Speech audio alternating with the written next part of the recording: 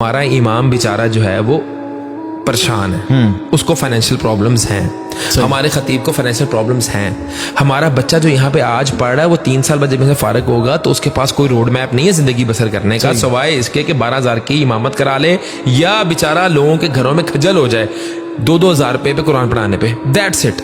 اس کے علاوہ اس کے پاس کچھ اور نہیں ہے۔ یہ دنیاوی علوم میں بھی ایسا ہو رہا ہے ڈاکٹر، نہیں ہو رہا، یہ غلط بات ہے، بالکل نہیں ہو رہا۔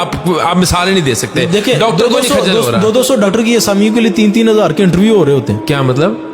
200 سرکاری ڈاکٹر۔ آپ کو پتا ہے اس بات کا، جب میں نے ہاؤس جاب کی تھی نا 2016 کے اندر، 2015 کے اندر، تب 24,000 روپے تنخواہ تھی۔ آج آپ کو پتا ہے ہاؤس جاب کی تنخواہ کتنی؟ 75,000 روپے ہے ہاؤس جاب فریش گریجویٹ کی۔ تو لیکن وہ ویکنسی کتنی نکلتی ہے؟